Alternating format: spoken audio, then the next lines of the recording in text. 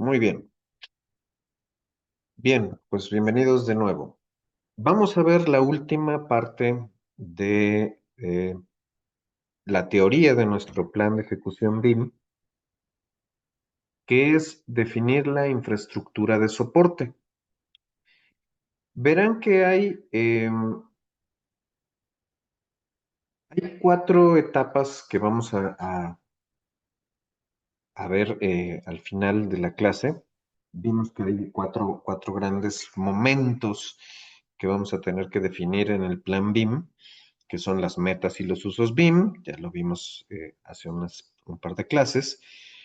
Vamos a ver todo lo que es el proceso de diseño y ejecución BIM, establecer la ruta que vamos a seguir para saber más o menos los tiempos que vamos a llevar y los entregables que tenemos que ir generando.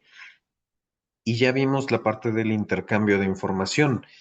Cuando nosotros nos enfrentamos a este cúmulo de formatos y de archivos y demás que tenemos que ir revisando y consiguiendo, bueno, ¿dónde surgen estos archivos? ¿Dónde surge esta información?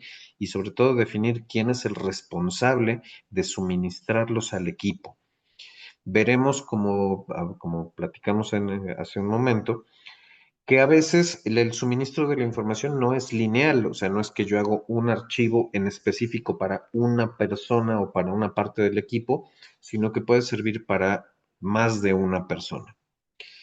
Al final viene la tarea de definir la infraestructura de soporte.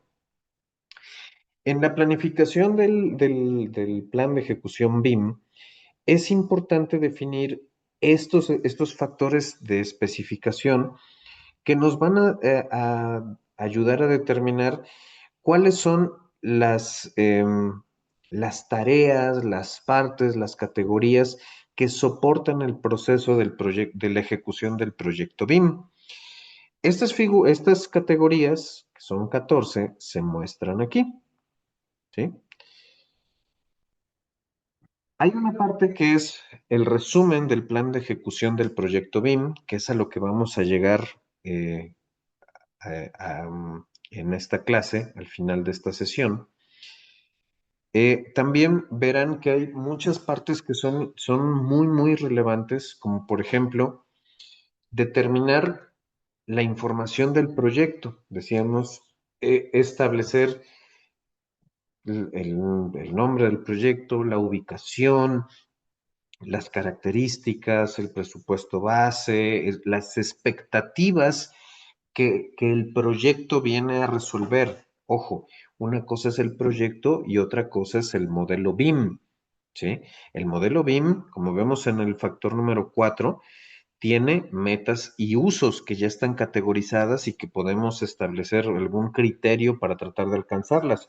Pero el proyecto en sí pues tiene ciertos criterios y ciertos objetivos y ciertas características.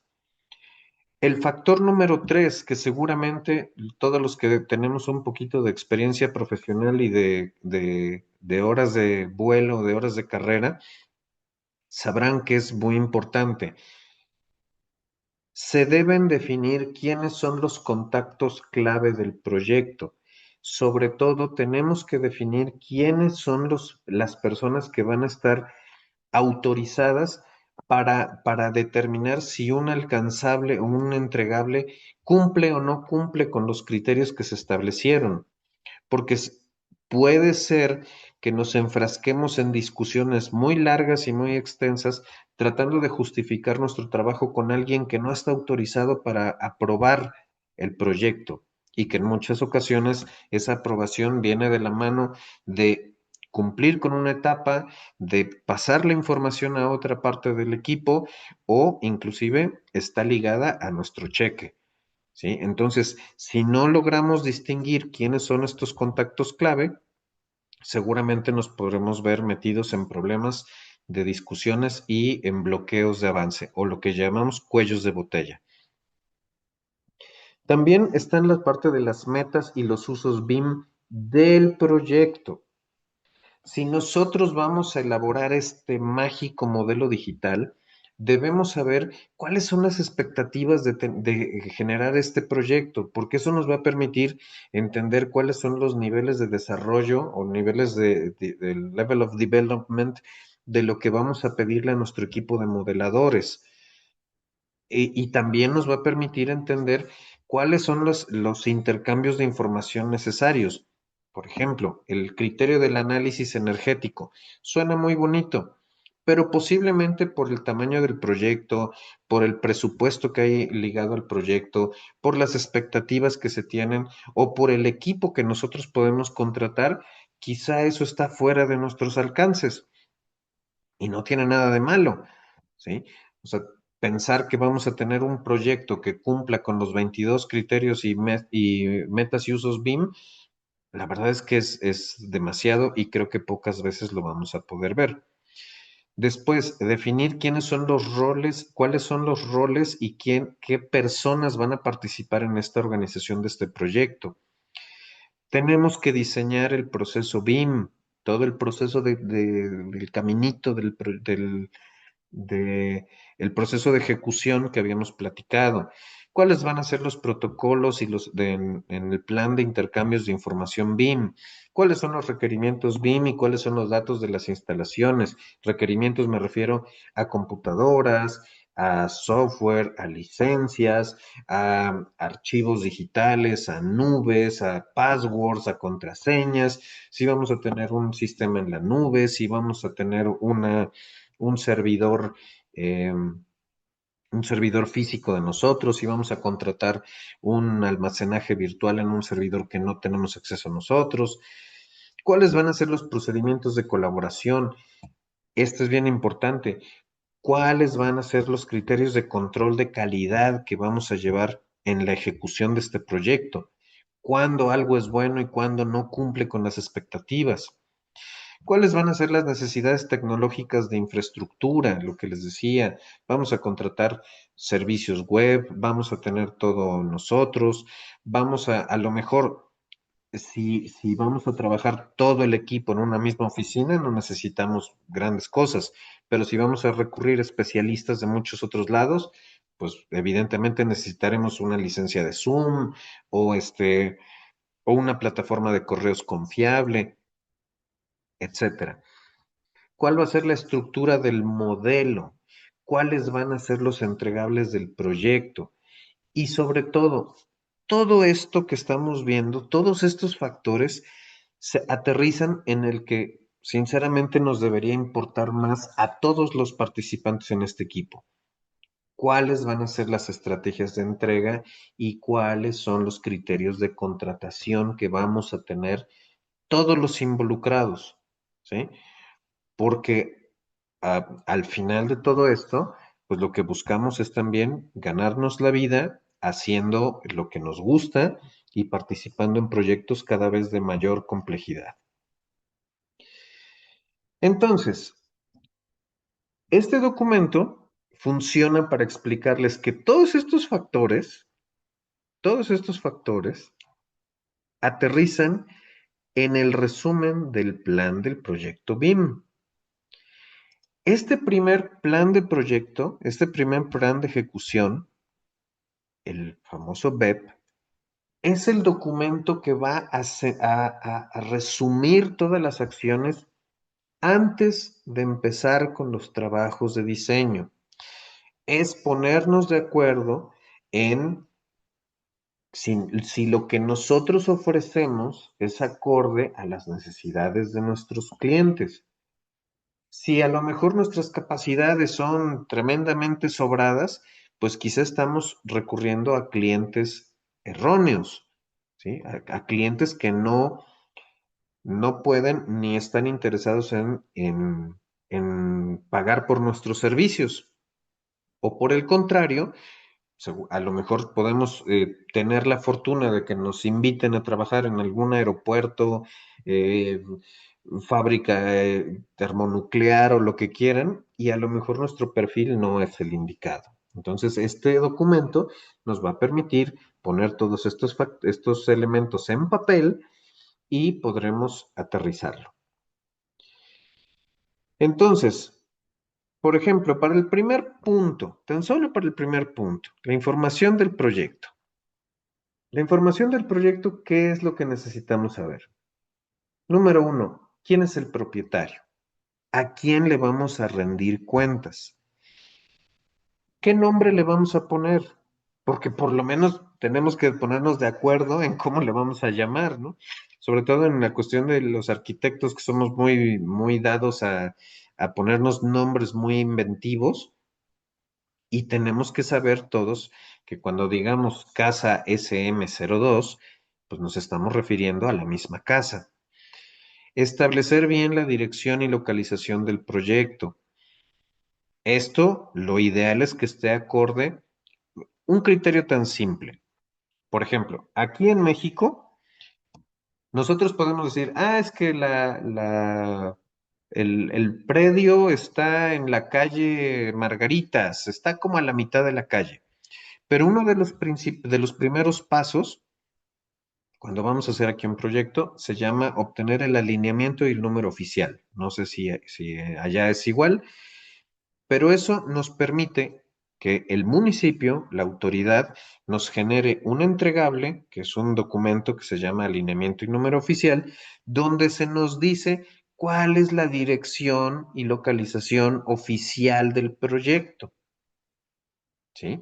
Entonces, eso nos va a servir mucho porque nos va a empezar a poner a todos en el mismo contexto.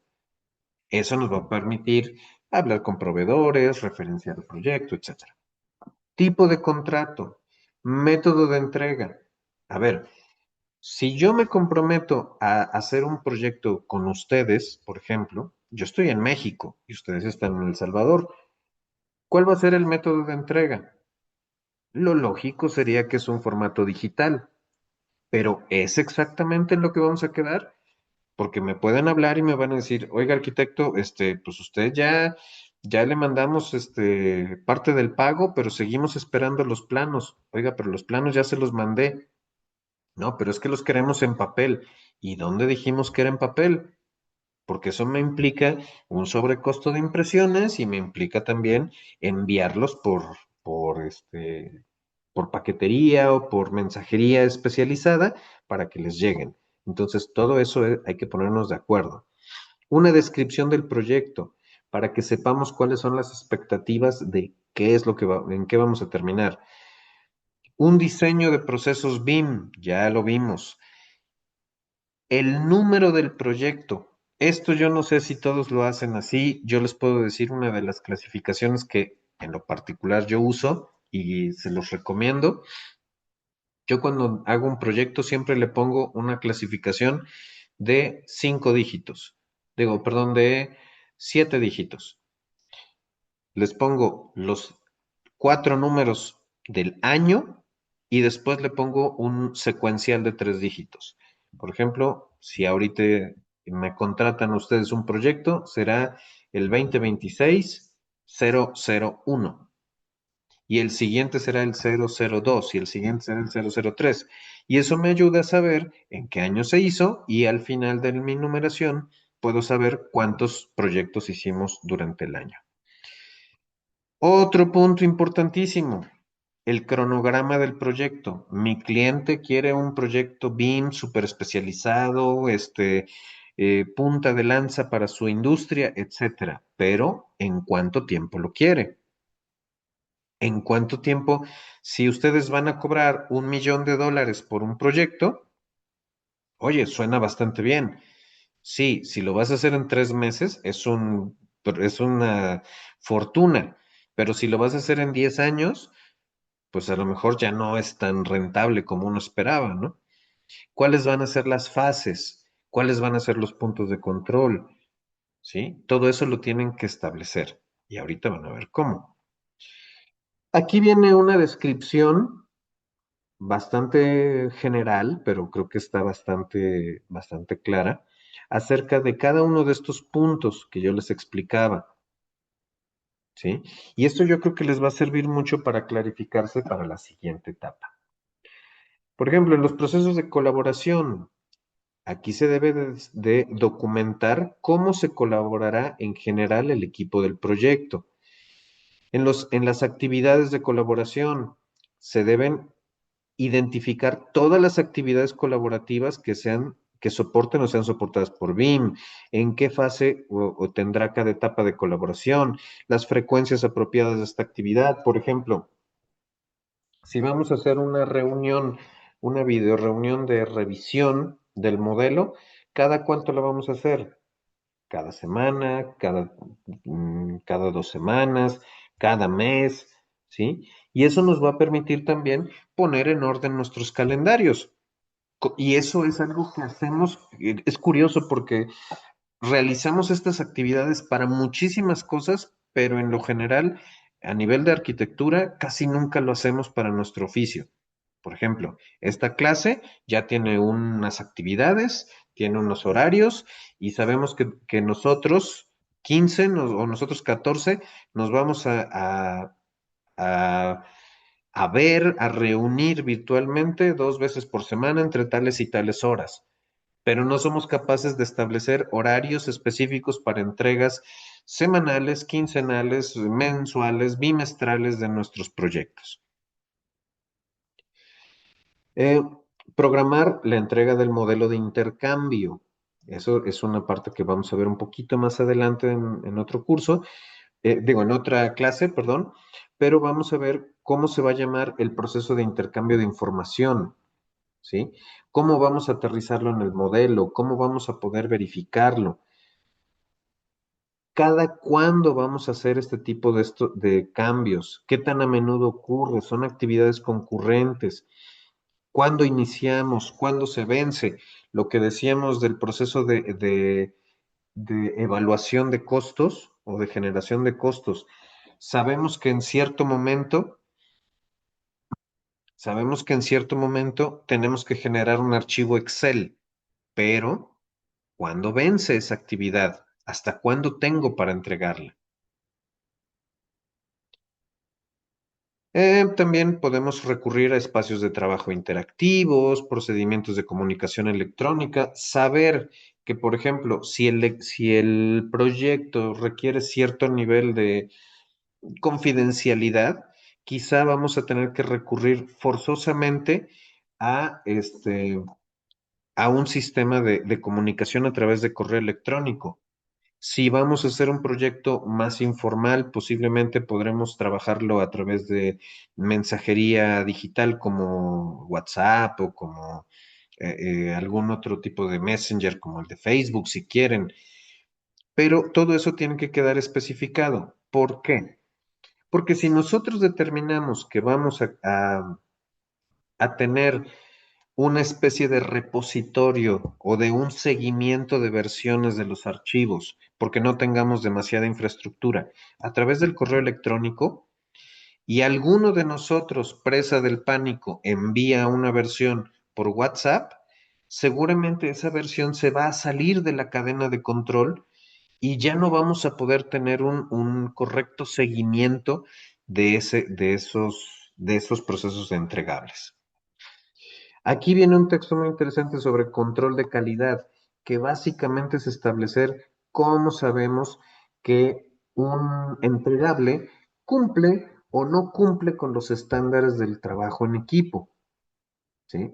Lo cual nos lleva a que tenemos que establecer cuáles van a ser esos estándares, ¿no? Si vamos a modelar, si tenemos una parte del trabajo que signifique modelar, ¿qué grado de detalle vamos a poner? ¿Será válido, por ejemplo, entregar una silla que solamente sea un cuadrito, que sea un nivel de detalle, un nivel de desarrollo 100 o 200, o los modelos deben ser aptos para contabilizarse, para desarrollarse en el diseño, pero también para generar renders, por ejemplo? Todo eso nos tenemos que poner de acuerdo. También debemos saber que cada miembro del equipo va a ser responsable de llevar a cabo verificación de calidad de sus diseños antes de enviarlos a entregables. Entonces, verán que para este tipo de organización, el uso de plantillas, checklists y demás nos van a ayudar a tener un control mucho más eficiente de lo que nosotros estamos generando. Verán que habrá criterios como por ejemplo la parte visual. Hay cuestiones que desde que las ves sabes que el modelo está bien puesto o mal puesto. Hay otras que son un poco más complejas, que son las verificaciones de interferencia, que las veremos en la siguiente clase. Verificación de estándares. Nosotros como equipo habremos acordado ciertos criterios de representación, de desarrollo, de nombres de los espacios, de nomenclaturas, y a veces, pues bueno, por algún error no los cumplimos y hay que verificar que siempre se estén cumpliendo. Entonces, además de eso, pues cada parte debería designar a un responsable para asegurarse de que lo acordado sobre el proceso de control de calidad de los modelos se haya seguido. ¿Quién lo puede hacer? También se le puede delegar al BIM Coordinator o al BIM Manager para que verifique, sea la última instancia que revise el proyecto antes de enviársela al propietario. Las necesidades de infraestructura tecnológica, lo que nos trajo hasta aquí, software. ¿Qué software vamos a utilizar? Y ojo, el problema no es que todos tengamos que usar el mismo, porque sabemos que el software viene ligado a unos procesos, una curva de aprendizaje, viene ligado a una necesidad de hardware de cierto tipo de computadoras, viene ligado a una economía de la compra de la licencia, etcétera. Y aunque todos usemos software diferente, lo que necesitamos es establecer cuáles van a ser los criterios de generación de archivos que en el proceso de intercambio de información nos van a permitir seguir trabajando. Ejemplo, si yo utilizo ArchiCAD y me toca hacer o si yo utilizo SketchUp, porque es lo que tengo a la mano, pero soy un diseñador muy talentoso, quizás solamente me van a dejar la parte del diseño esquemático, me van a poner ciertas condiciones para yo entregar mi proyecto o mi propuesta, y a lo mejor pues voy a llegar hasta ahí porque mis capacidades en cuanto a software, hardware, etcétera, solamente me van a permitir participar ahí. O, por ejemplo, seguramente ustedes conocen ingenieros que también, que pueden tener una edad más avanzada y tienen mucha experiencia técnica, y a lo mejor ellos pueden resolver muy bien la gerencia de instalaciones, pero no van a utilizar software. Entonces, si ellos te van a resolver en papel, punto número uno, quién les va a suministrar los documentos en papel y número dos, quién se va a encargar de digitalizar las propuestas o las soluciones que ellos plantean. Eso es intercambio de información, ¿sí? Pasar inclusive de lo analógico a lo digital es parte que se debe contemplar en el proceso. Y también ustedes como coordinadores del equipo van a valorar si esas tareas realmente ameritan ese intercambio de información o por el contrario, a lo mejor dicen, ¿sabes qué? Prefiero contratar a un ingeniero no tan virtuoso, pero que cumpla con los estándares de trabajo que tenemos, porque pues la verdad nos va a servir mucho más que estar imprimiendo y aumentando los costos del proyecto. Estructura del modelo. Eso es un tema relevante. ¿Cómo se van a nombrar los archivos? Si ustedes se meten al American Institute of Architects, si se meten a los formatos de nombrado de archivos de Autodesk, si se meten a RIBA, al Royal English British Architects Forum, verán que hay un criterio en cada lado para cómo nombrar archivos, para cómo nombrar layers si ocupan AutoCAD, para criterios de colores, para criterios de lo que gusten. Entonces, ¿cuál es la recomendación? Al igual que les dije del OmniFormat, escojan uno, escojan uno y pónganse de acuerdo entre todos para que establecer las reglas de trabajo. Si todos tuviéramos un solo criterio, pues creo que podríamos tener una vida más sencilla. Pero como no se puede, lo que debemos hacer es establecer uno para nuestro equipo. Vamos a ver cómo vamos a separar los modelos. Si es un proyecto muy grande, lo podemos separar por edificios, lo podemos separar por pisos, lo podemos separar por zonas, lo podemos separar por áreas, lo podemos separar por disciplinas, ¿sí? Pero lo importante es establecer en algún lado, y ahorita verán en qué lado, estos criterios. Una pregunta importantísima, ¿en qué unidades vamos a trabajar? ¿Va a ser imperial o va a ser métrico? Nuestro cliente es de México, de Estados Unidos, de Londres, de... Y aunque a veces, por ejemplo, si podemos trabajar en Estados Unidos, enviar un proyecto y de repente nos piden que las cotas sean en milímetros, porque todo se va a fabricar en, en fábricas de herrería, ¿no? O en talleres de herrería. ¿Cuál va a ser el sistema de coordenadas? ¿Va a ser georreferenciado? ¿Nos vamos a remitir a un punto de origen? Si el proyecto es pequeño, podemos utilizar un banco de nivel. ¿Cuáles van a ser los puntos de los estándares que se van a tratar, por ejemplo, entre BIM y CAD? ¿Cómo vamos a georreferenciar la información? ¿Cómo vamos a codificar nuestros IFCs, etcétera? Parte importantísima. Debemos considerar qué entregables, ojo, lean esta parte, qué entregables requiere el propietario del proyecto. Quizá no necesitamos generar un formato, un archivo 3D de altísimo nivel de detalle en mobiliario. Quizá no necesitamos modelar los armados, a lo mejor solamente los necesitamos establecer en formatos bidimensionales, ¿sí? Entonces, hay que entender esto, qué es lo que requiere el propietario. Recuerden, todo este trabajo, esta coordinación, estas interacciones, etcétera, todo esto lo paga el propietario.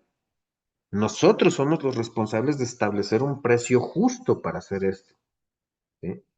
Pero a fin de cuentas, nuestros alcances están en función de la capacidad de pago del propietario. Y también eso pues tiene que ver con satisfacer bien sus necesidades, ¿sí? Otra, los tiempos. ¿En qué tiempo tenemos que entregar el proyecto? Porque ustedes saben perfectamente que si hay una fecha muy corta, exige tener equipos más grandes, ¿sí?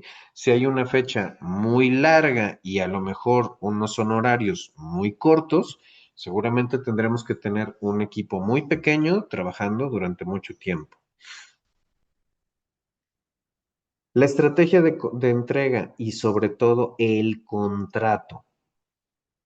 Todo esto que les estoy enseñando, todo este proceso de teórico que viene antes de ponernos a modelar en BIM, en Revit, como a ver quién vamos a empezar a meter Grasshopper y vamos a empezar a meter eh, Dynamo y todos los plugins que quieran, pero lo esencial es esto, el contrato.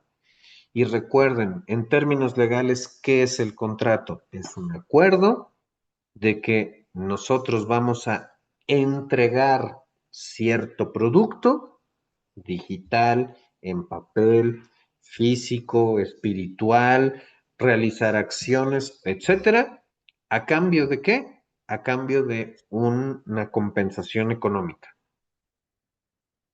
¿En cuánto tiempo? Bueno, lo vamos a establecer. ¿En qué formato? Lo vamos a establecer.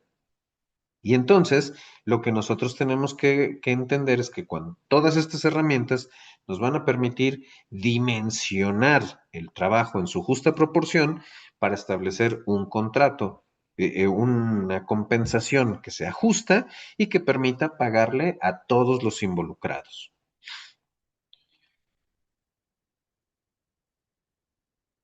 Aquí viene la estructura organizacional, cuántos vamos a participar, cómo vamos a entregar nuestro trabajo. cómo nos van a pagar y por último, tratar de poner todas las descripciones de ese trabajo en un texto que nos permita tener una interpretación correcta. A veces también está sujeto al proceso.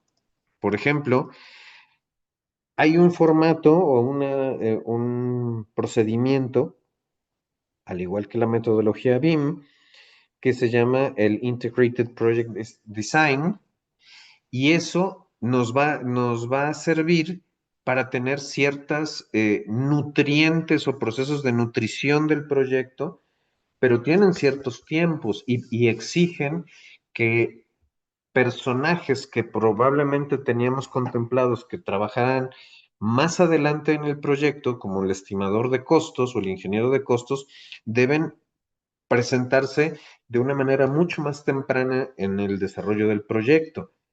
Y eso, pues obviamente puede traer eh, requerimientos o peticiones de pago en momentos más tempranos del proyecto. Entonces, todo eso se debe establecer.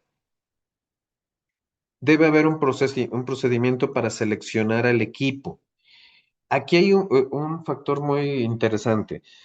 Acabo de escuchar en un podcast un criterio muy interesante que dice que casi todos los que terminamos poniendo un despacho o queriendo ser emprendedores o desarrolladores de nuestro propio trabajo, no tenemos criterios correctos para seleccionar al equipo.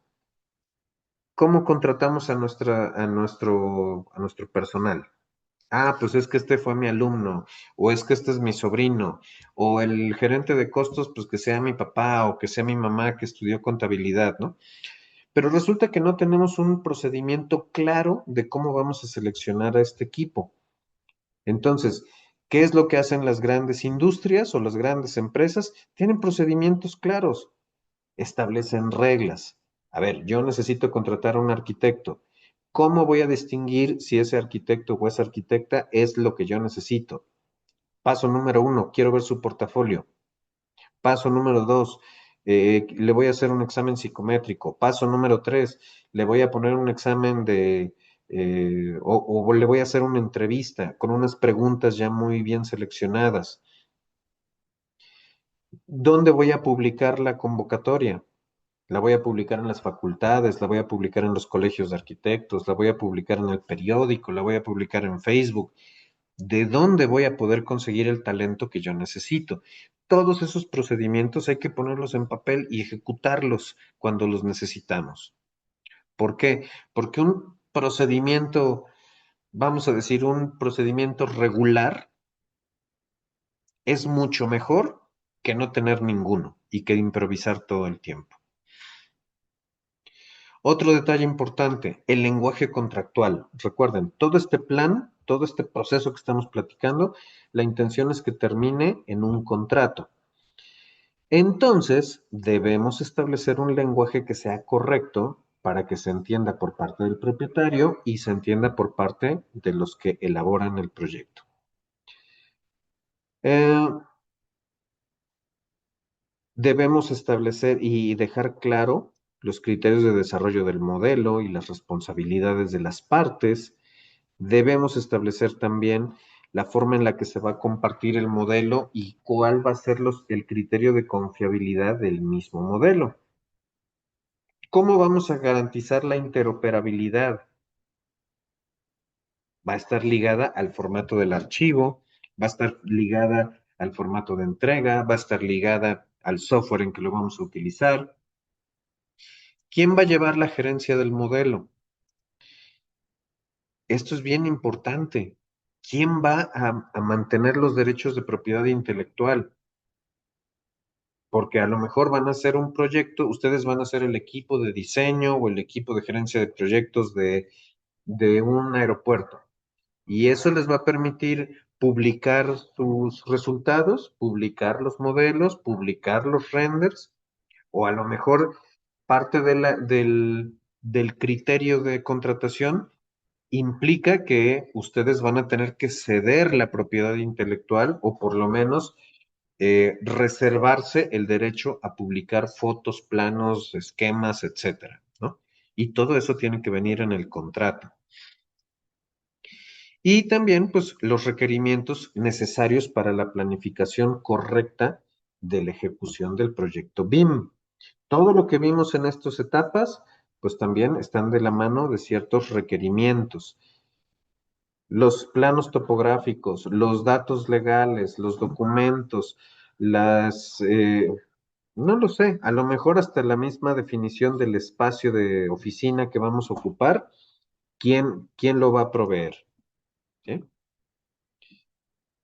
Bueno, entonces, en este documento van a encontrar el resumen explicativo de todas estas partes bastante relevantes que significan, me faltan más páginas para atrás, que significan la infraestructura de soporte de todo nuestro trabajo, ¿sale? Y esta estructura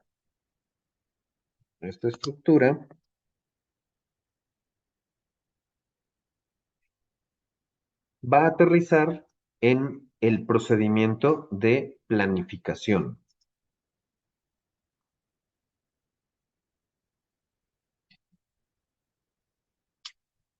Para que ustedes puedan terminar de redactar el plan de ejecución BIM de una manera clara, que funcione para todas las partes, que se satisfagan todas las expectativas de todos los involucrados del equipo, ustedes van a tener que programarse para tener 4 reuniones antes de desarrollar el plan de ejecución BIM, ¿sí? La primera reunión. La primera reunión tiene como objetivo identificar las metas y los usos BIM.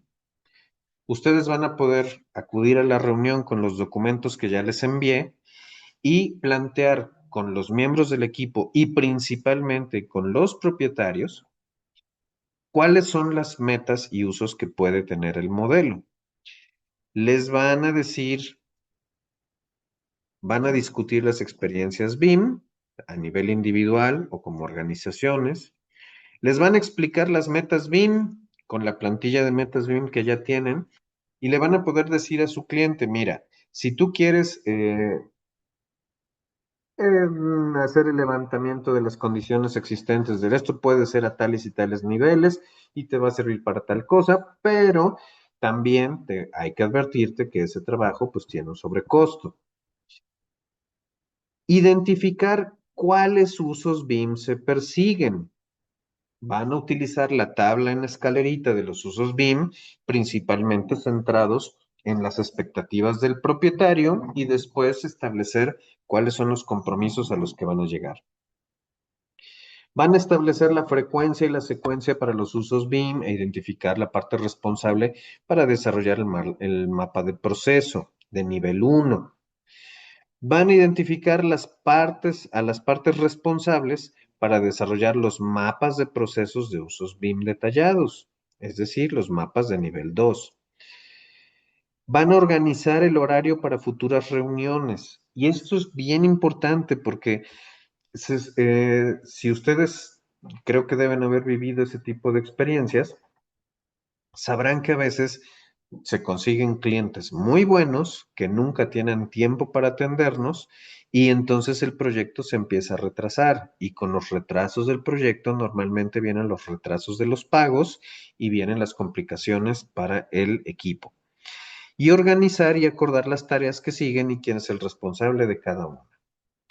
Segunda reunión, ya que logramos llegar a un acuerdo, estos son puntos de acuerdo que tienen que alcanzarse en la primera reunión.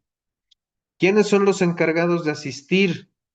Personal directivo o propietarios, el personal de gerencia BIM y los participantes involucrados, que son el propietario, los diseñadores, los contratistas y los subcontratistas clave.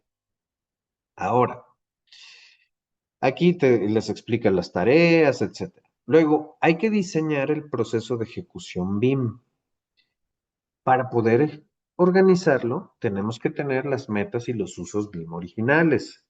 Vamos a revisar el proceso o el proceso general o el mapa nivel 1 de alto nivel Vamos a revisar los flujos de trabajo de manera detallada, el proceso para manejar las oportunidades y las responsabilidades, dónde se van a suscitar los principales cambios de información. Entiendan que, por ejemplo, hablamos de cuándo vamos a pasar de los archivos 2D a los archivos Revit, a los archivos Excel, a la generación de los PDFs y seguramente al proceso de entregables. Y con que encontremos todos esos elementos, creo que pueden llegar a un muy buen nivel de desarrollo. Permitir que los subequipos de cada intercambio se puedan generar equipos, consultores, eh, diferentes archivos, diferentes niveles de entrega, diferentes formatos, ¿sí? Y sobre todo, llegar al acuerdo de las tareas que quedan por delante y establecer responsables. ¿Quiénes deben acudir? El propietario. Número uno. Los gerentes BIM, ¿quiénes se van a encargar de esta tarea o que son los principales contratantes de este proyecto, de esta gerencia de este objeto? Y también el gerente del proyecto, ¿quién es el que va a estar por encima de la supervisión de la ejecución de este proyecto para que puedan establecer tiempos, necesidades, etcétera? Aquí aparecen las tareas previas. Después viene la reunión número 3, desarrollar los intercambios de información y definir la infraestructura de soporte para la implementación BIM. Después de que ya vimos las metas y los usos BIM iniciales y después de que vimos los requerimientos de intercambio de información que se suscitaron en la reunión 2 y ahora viene la reunión 3. Y vamos a ver cuál es la infraestructura necesaria para soportar el proceso y los intercambios de información como se definieron en la charla anterior. Definir las tareas. Y el último punto, la reunión 4. A la reunión 4, bueno, ¿quiénes deben de venir? Los gerentes BIM. Esto se hace a nivel de organización interna. La reunión 4. ¿A qué vamos a llegar a la reunión 4? A traer una versión final, se le dice versión final porque tiene que ser la versión aprobada del plan de ejecución BIM. Aquí es donde se va a plasmar todo lo que tenemos y va a convertirse en la ley de nuestro proyecto. Como toda ley, puede tener reformas, puede tener actualizaciones, pero el chiste es que tenemos un bosquejo general del plan, que ya tenemos plasmados y establecidos los sistemas de control de proyecto para asegurarnos de que el proyecto, que el plan se está siguiendo y que lo podemos llevar con un seguimiento al día. Debemos describir el procedimiento para la adopción formal del plan de ejecución del proyecto BIM y cómo vamos a monitorear su progreso. ¿Sale? Ahora, después de que ustedes puedan leer todos estos documentos,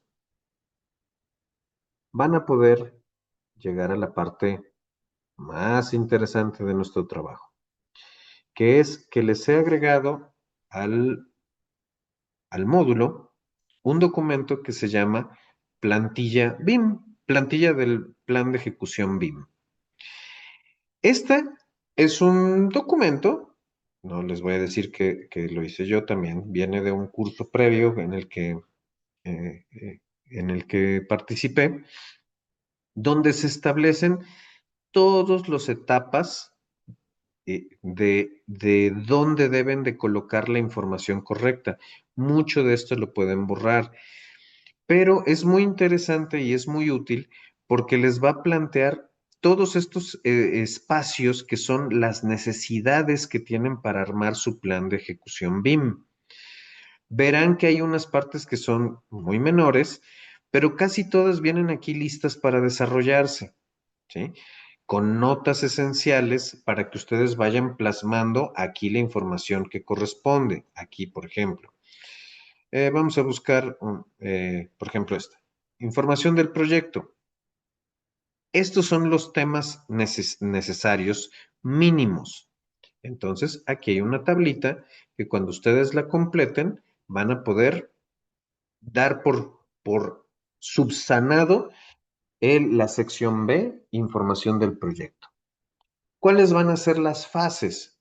Bueno, vamos a tener las fases más generales, vamos a tener la planificación, los documentos de diseño o el prediseño o el diseño esquemático, como ustedes le quieran poner.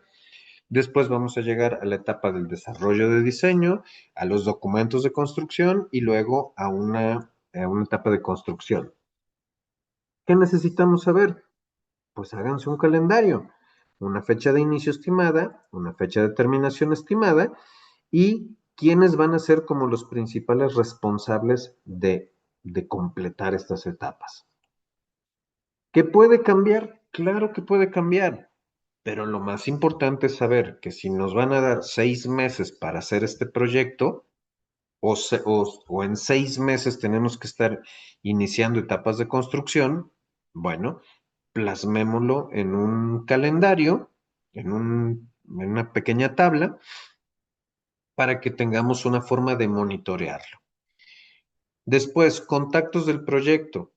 Aquí es donde tenemos nuestro directorio y puede crecer tanto como lo necesitemos. ¿Quién va a ser, si es un proyecto, por ejemplo, grande, quién va a ser nuestro contacto en el municipio? ¿A quién le vamos a enviar los proyectos para autorización? ¿Quién va a ser el perito responsable del proyecto? ¿Quién va a ser el gerente del proyecto? ¿Quién va a ser el ingeniero de MEP? ¿Quién va a ser el ingeniero electricista? Etcétera, ¿no?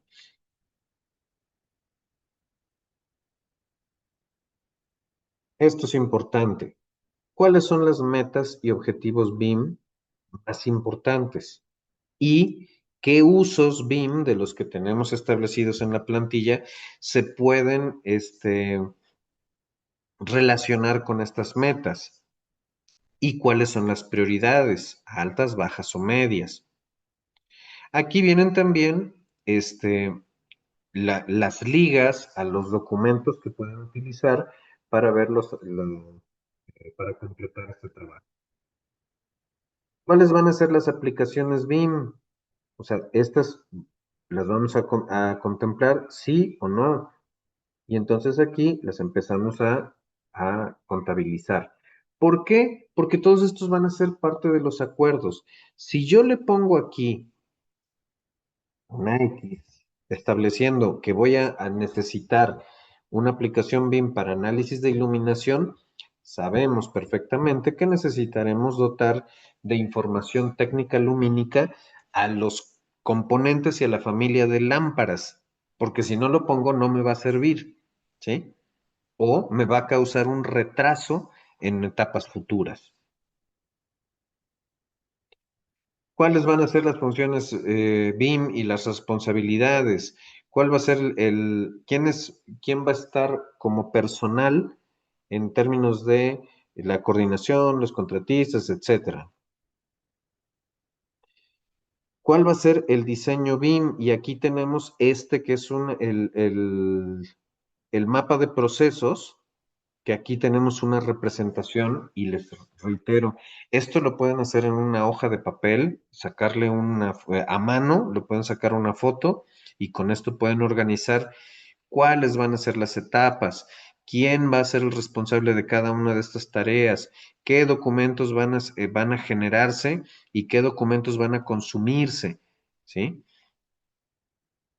Aquí está la lista nivel 2. Aquí está el protocolo de intercambio de información. Aquí dice que es una muestra, pero el punto es que lo tengan accesible, ¿sí?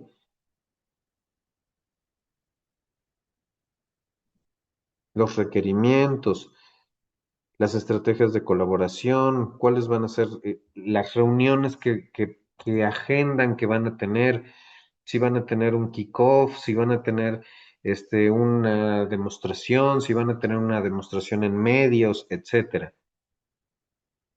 El calendario de intercambios de información, sobre todo para que puedan establecer que los envíos de información, vamos a suponer que los van a recibir a las 7 de la tarde y a las 8 de la noche se va a correr el proceso de actualización en la nube o se les va a notificar, se les va a mandar el correo de que todo sea actualizado y se les va a dar acceso a ciertas versiones. Si yo no entregué a tiempo, deberé notificarlo por escrito, etcétera, ¿no? ¿Cuál va a ser el espacio de trabajo interactivo? Vamos a tener una nube. ¿Cuál va a ser la estructura de nombrado de los archivos? ¿Dónde se van a colocar?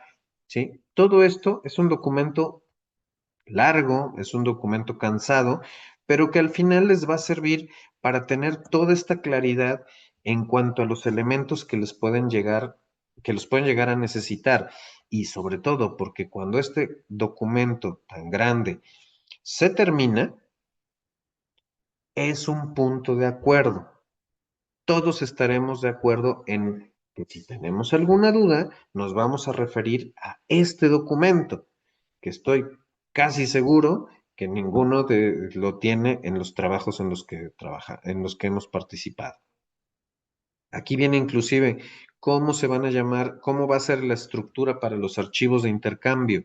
Si yo necesito, por ejemplo, el modelo de donde vienen todas las tuberías de agua, ¿sí? ¿Cómo voy a saber que se llama el archivo? Aquí aparece la codificación. Los modelos que son para construcción, los modelos que son para coordinación, los modelos estructurales, etcétera. Otro detalle importante, vamos a utilizar normas CAD, vamos a utilizar normas BIM, entonces hay que establecer cuáles van a ser y qué versiones vamos a seguir. No, es que no lo vamos a utilizar, eso no es relevante. Pues eliminan esta sección. ¿Cuál va a ser el sistema de coordenadas? También lo pueden poner los entregables del proyecto. ¿Qué es lo que vamos a entregar? ¿En qué etapa lo tenemos que tener terminado? ¿Cuál va a ser la fecha aproximada en la que vamos a entregar? ¿Cuál va a ser el formato en el que vamos a entregar? Y las notas relevantes de cosas que debemos prever, ¿sí? Por ejemplo, vamos a enviar un modelo en, en formato IFC. ¿Cuál puede ser una nota? Favor de comprobar que el modelo eh, funcione bajo tales premisas antes de entregárselo al que sigue. O vamos a trabajar, por ejemplo, con un diseño esquemático o un diseño conceptual hecho en un modelo de SketchUp.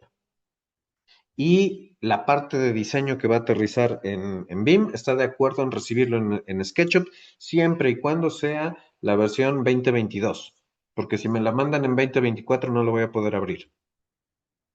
Eso se pone en papel, ¿sí? ¿Cuáles son y esto es lo interesante, la última sección, el contrato. Entonces, ¿cuál va a ser cuáles son las medidas adicionales que vamos a utilizar para establecer el contrato? ¿Cómo se va a seleccionar a los miembros del equipo? Y sobre todo, esta palabra es importante, futuro. Tengan en cuenta que a lo mejor toda esta etapa de negociación y de estructuración del proyecto, a lo mejor se las van a delegar a ustedes, ¿sí? O sea, ustedes van a ser la piedra angular de desarrollar un proyecto enorme en el que van a tener que contratar a, no sé, 50 modeladores BIM. ¿Cómo los van a seleccionar? ¿Cómo los van a reclutar? ¿A dónde van a publicar las ofertas de trabajo? ¿Cuáles son las características que necesitan para involucrarse y para ser parte del equipo? ¿Sí?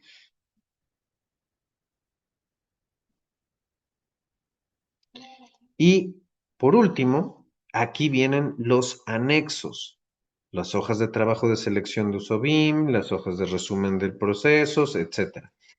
Y cuando ustedes terminen esto, tranquilo, Freddy, tranquilo. Cuando ustedes terminan este proceso, ya tienen un documento que puede ser revisado y analizado por todos los involucrados en la parte directiva, los que van a contratar. Entonces, este documento, creo que de lo mejor que van a tener ahorita en el curso, va a ser este formatito, ¿no?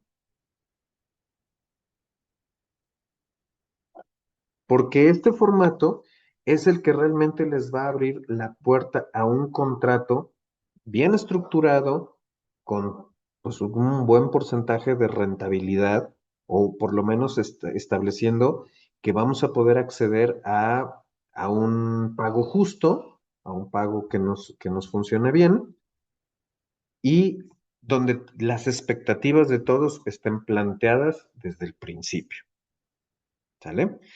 Bueno, para finalizar, en el módulo encontrarán todos estos PDFs que revisamos en la clase y también van a encontrar los dos archivos que van a poder utilizarlos. Los recomiendo, descárguenlos, cópienlos, pongan una copia lateral y utilicen los otros para trabajar. Y lo que les voy a pedir es que para la siguiente clase, nada más para el principio de la clase, quiero que dediquen el tiempo a hacer un pequeño ejercicio. Quiero que planteen los elementos generales de un proyecto que va a ser un hotel de 3 pisos para que establezcan más o menos las rutas de lo esencial y me digan qué es lo que les sirvió de los formatos, qué es lo que no le entendieron y pues dudo que haya una parte que no venga incluida, pero por lo menos algo que sienten que pueden ir simplificando según su propio estilo de trabajo. ¿Sale? Por último, ¿tienen alguna pregunta?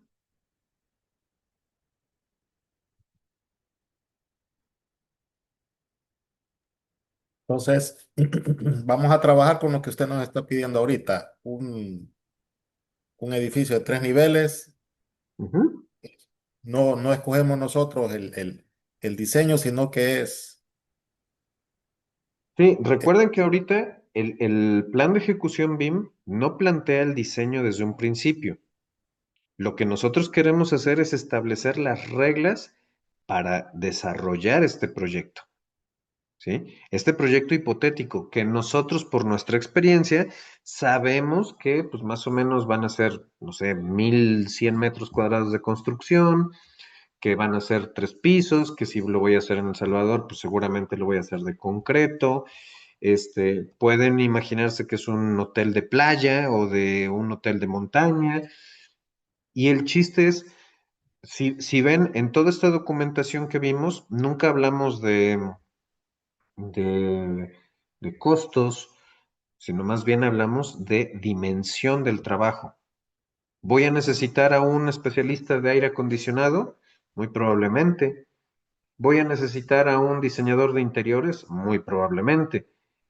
Si yo les dijera o si dividiéramos el ejercicio en que unos hicieran un hotel y otros hicieran una casa, a lo mejor la casa no necesita un diseñador de interiores en esta etapa, ¿sí? Y sobre todo, chequen, les dije el tipo de proyecto que yo quiero que analicen, un hotel, para que ustedes empiecen con la parte uno. Que a ver, ya para terminar la sesión, ¿me pueden decir cuál es la parte uno de este ejercicio? Lo más importante de este ejercicio, ¿qué es? la ubicación. No, la parte uno del componente número uno del plan de ejecución BIM.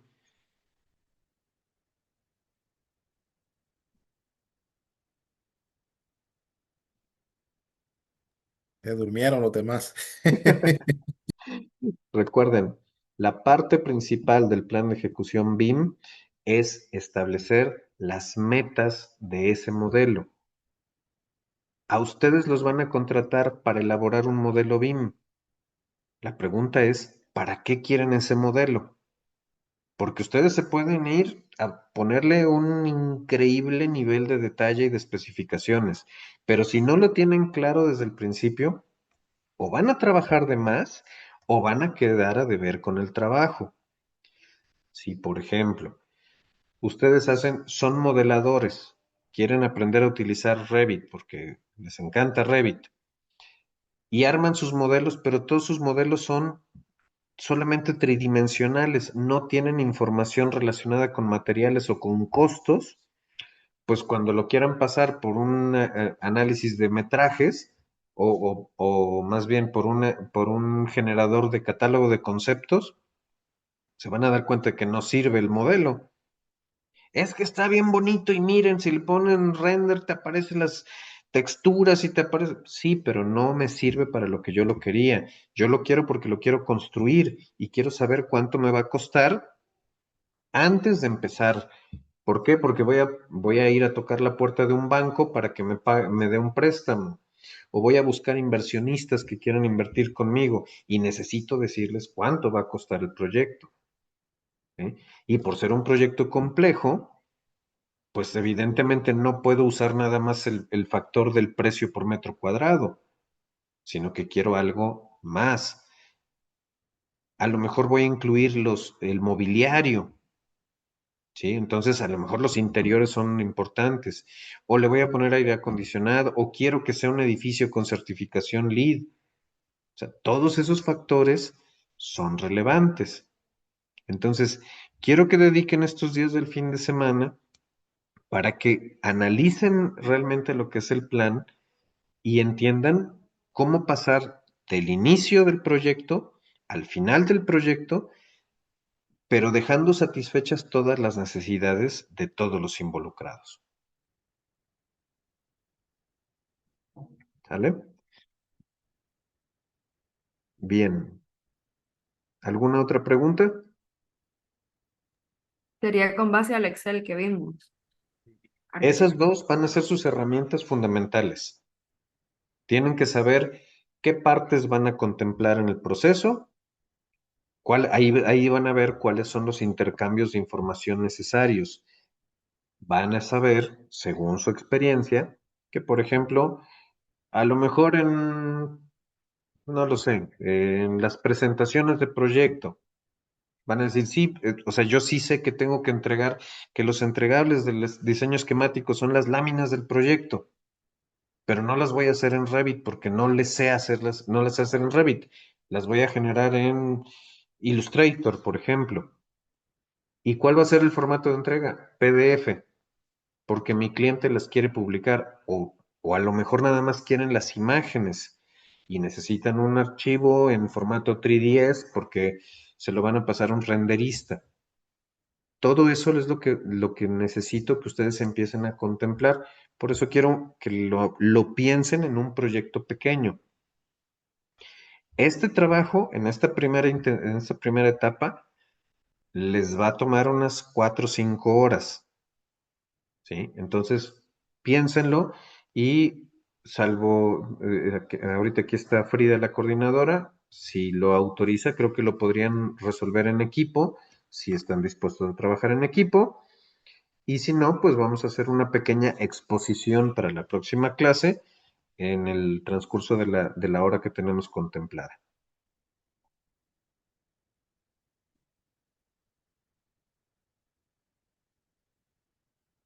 Bueno, pues entonces, creo que con esto damos por terminada nuestra sesión del día de hoy. Este, si tienen cualquier duda, les reitero, me pueden contactar a través del grupo. Este, y les deseo que tengan muy feliz fin de semana. Te voy a detener la grabación.